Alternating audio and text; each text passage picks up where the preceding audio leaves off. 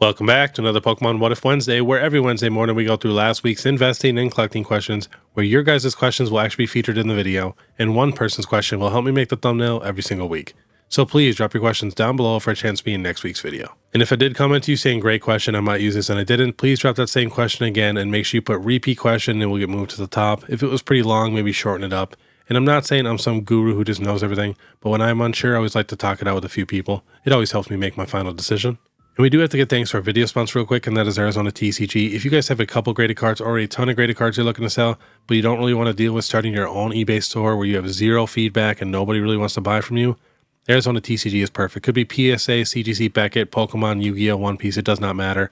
You just send them all your graded cards, they will handle everything, take professional scans, post it to their massive weekly eBay auctions, or you can do buy it now. You can track your whole collection, and like I said, they almost charge the exact same amount as if you started your own eBay store.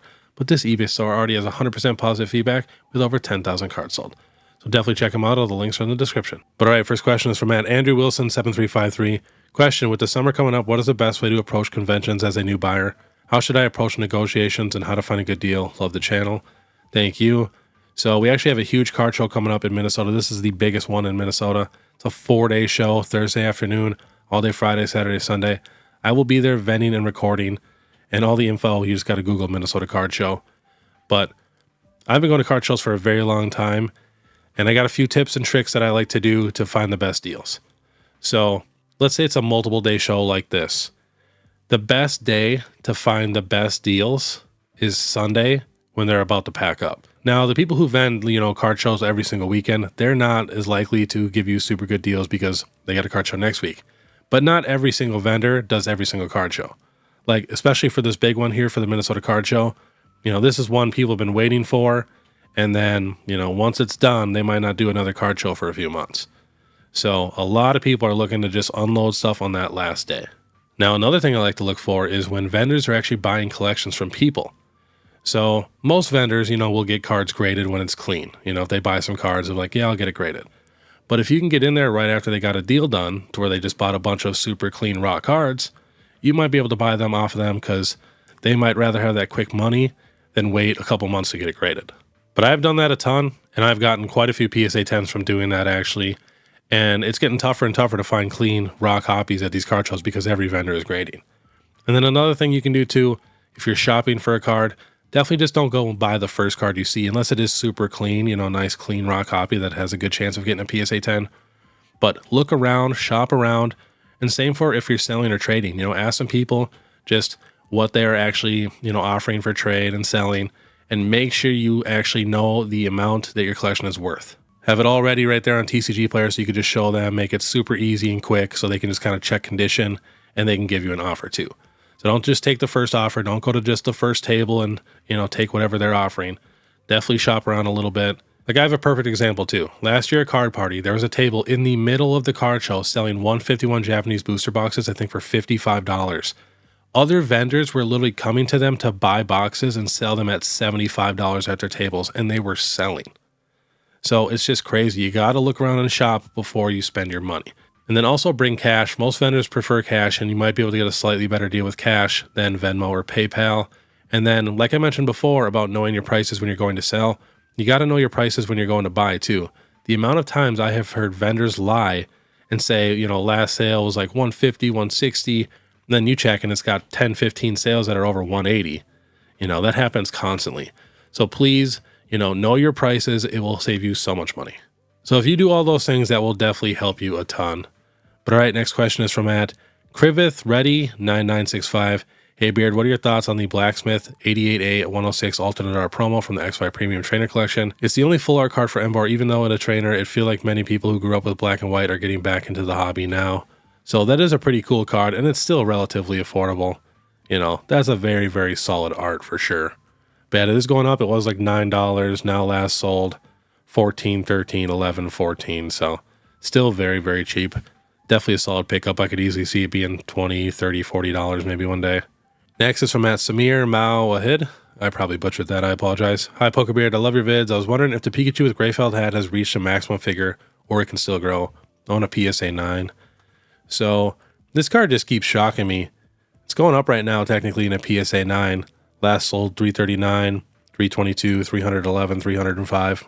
But the thing about this card, it has a crazy pop. It has 36,000 10s and 30,000 9s and 2,700 8s. So I can't see it getting too much higher in a 9, maybe a little bit. But, you know, this summer I could definitely see it dropping a hair. Next is from Josh Higdon 4951. What do you think of the Mew promo from the 151 UPC? Are they mass produced or do you see potential in growth? I missed the Bubble Mew at 75. I don't want to miss this. So I definitely could see the card going up even higher. You know, the 151 UPC is pretty expensive, but it can definitely get a lot more expensive. And then the card should definitely follow a little bit. Looks like it is coming down in price a little bit right now. Last sold raw 28, 35, 42. We got a 9 and 44. And last sold in a 10 is, let's see here, $280. But as you can see, it's coming down in price a little bit right now. It's the summer. This happens every year. So maybe midsummer, pick this card up or a couple copies. Because, you know, like I said, that box will definitely move again and the card will follow. So I love this card. We bought a bunch of these last year for super cheap. Next is from N1Cough31. Hey Beard, how do you think the Hoopa 151 movie ticket promo will do in the future? I just picked up a copy even though I only collect English because I love the shiny Mega Ray in the back. Thanks. I also love that card. I got that card in a PSA 10 for like 130, I want to say it was. So yeah, right down here in December 2024 is 122. So I got it around that time. Love this card. Literally, if you guys are just listening, pull out your phone and look at the art on this card.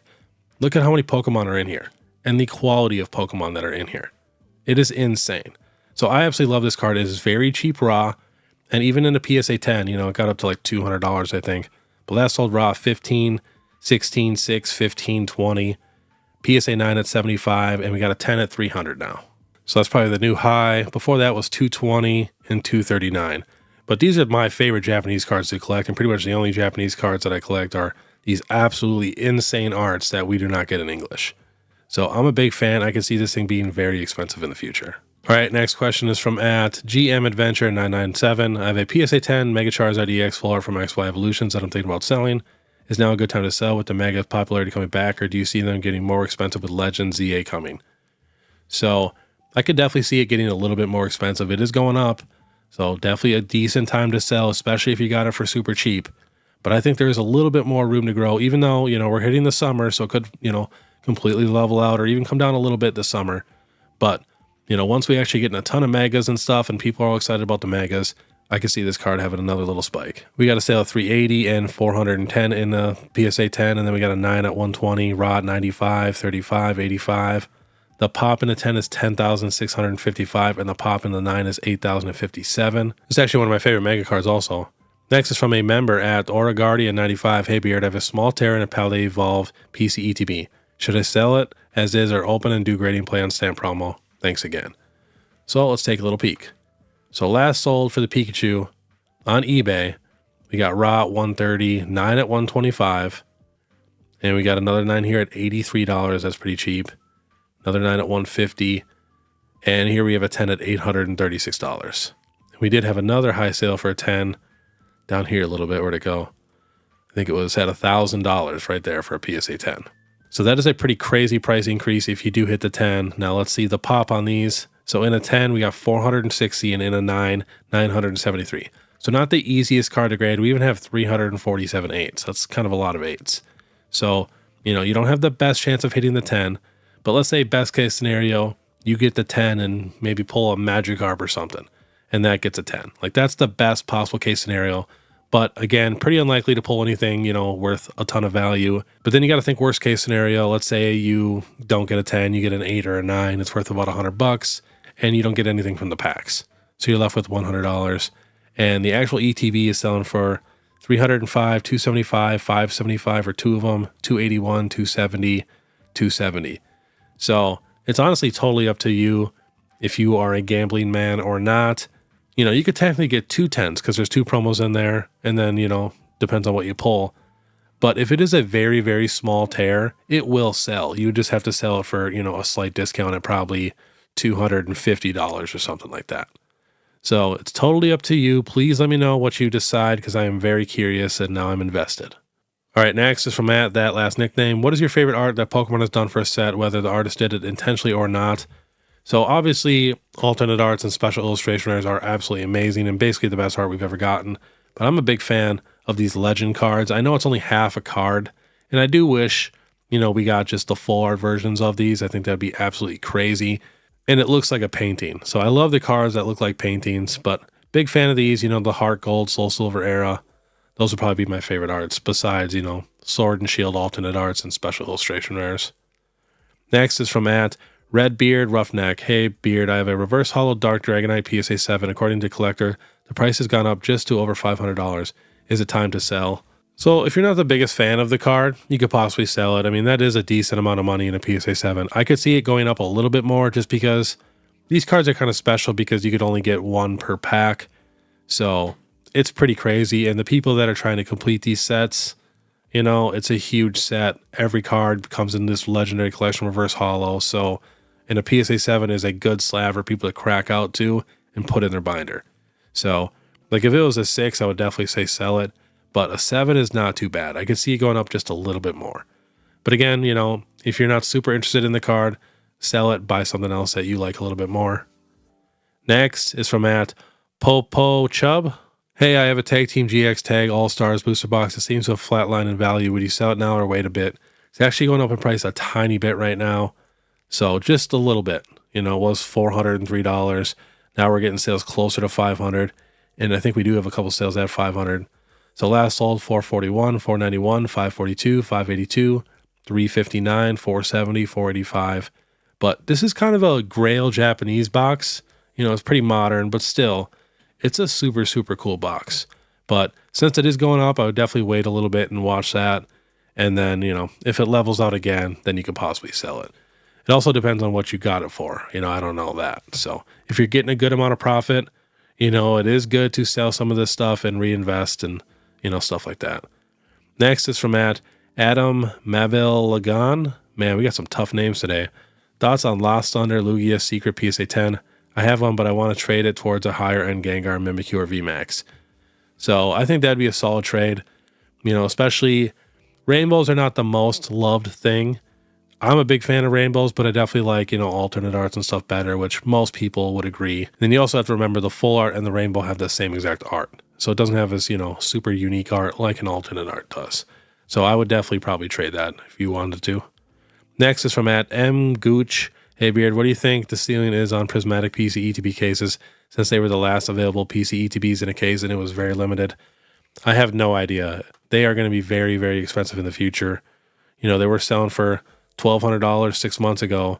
Now last sold $1,400, $1,400, $1,450, $1,629, $1,600, $1,645. We even have a sale at $1,700. So I could definitely see this box being worth thousands and thousands of dollars. I just have no idea when.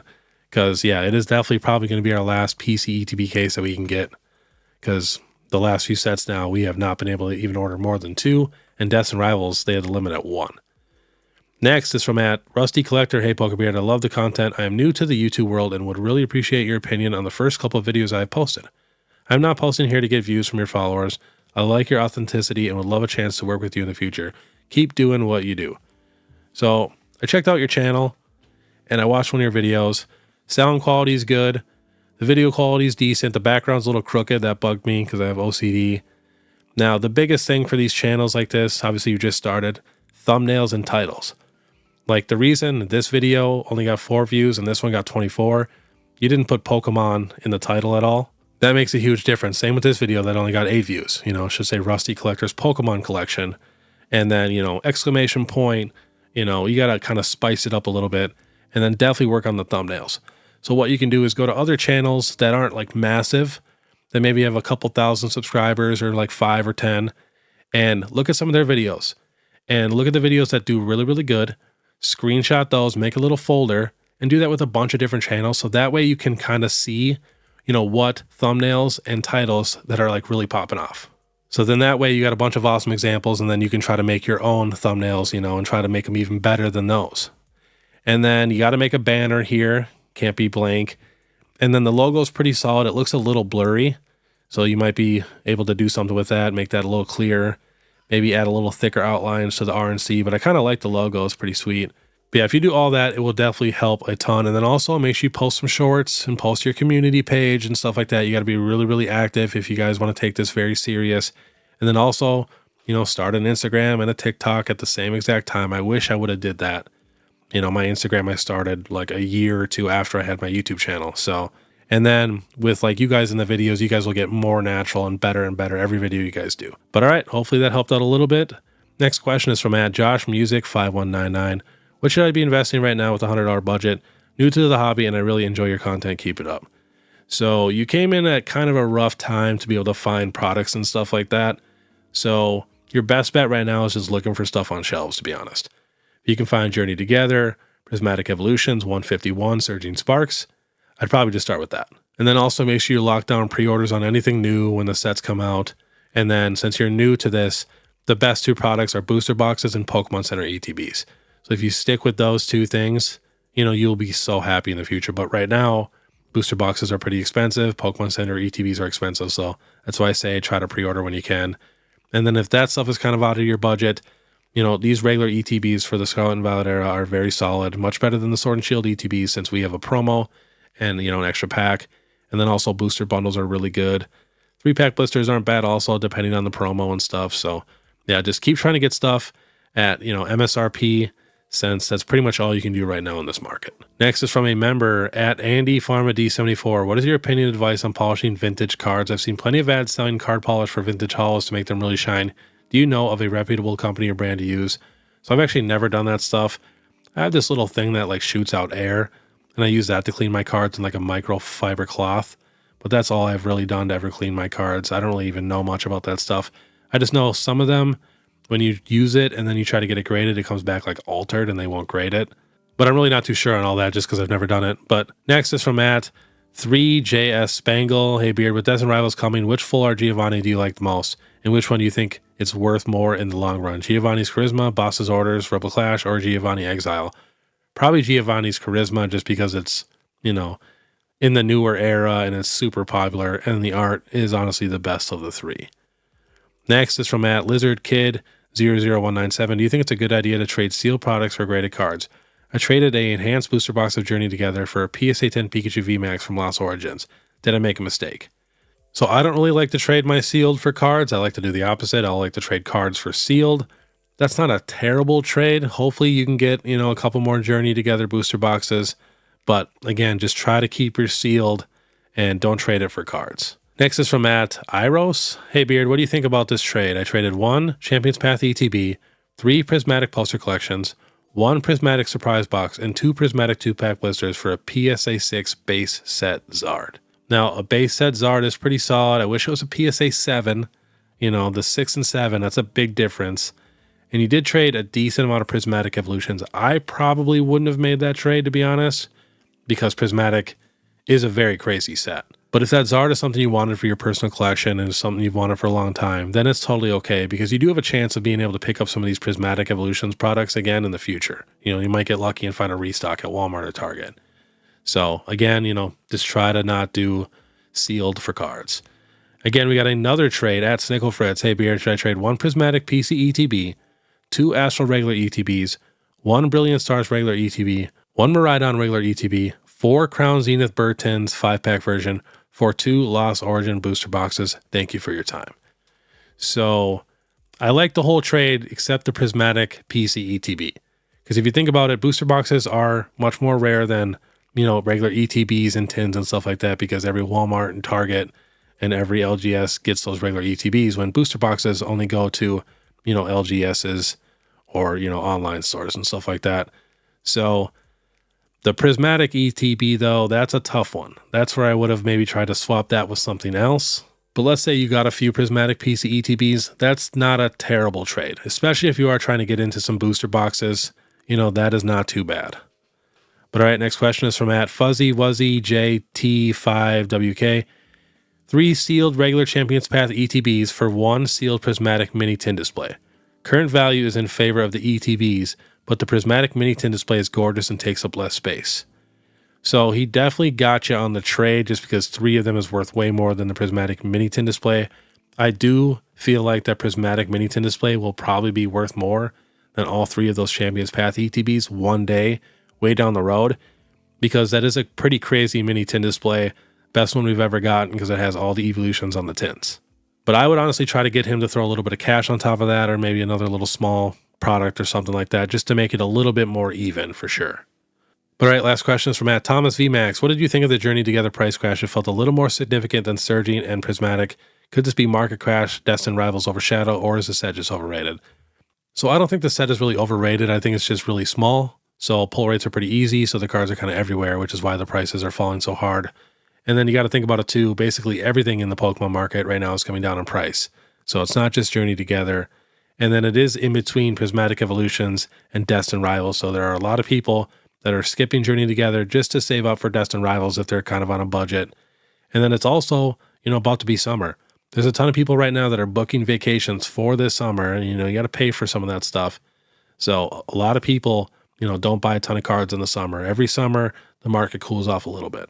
So I think it's just a little bit of everything. But like I said, I like Journey Together. It's got a great, top 5 lineup, and it's got the enhanced booster box. It's got a lot of stuff going for it. And then also there are some people out there that don't love like the trainer Pokemon, but in my opinion, I think those are very solid cards. The trainers by itself, I'm not the biggest fan of, but when they have their Pokemon in there, that makes me feel like I'm watching the show and stuff like that. So I'm a big fan of that stuff also. But all right, that was today's Pokemon What If Wednesday. If you guys do like this content, please make sure you subscribe, hit that notification bell, leave a like and comment. And then I'm also giving away a 151 Pokemon Center ETB that I collab with Collectr. So do not miss out on that. I'll have the links in the description for that. That is almost a $500 box. I will be calling the winner next Monday. And then too, if you guys want to support more, you can check out my Instagram or my YouTube membership. It's only 99 cents a month. But all right, I want you guys to have a great day. And if you want to watch my last Pokemon Market Monday where some boxes are going absolutely crazy, click this video here. Otherwise, we'll see you next time.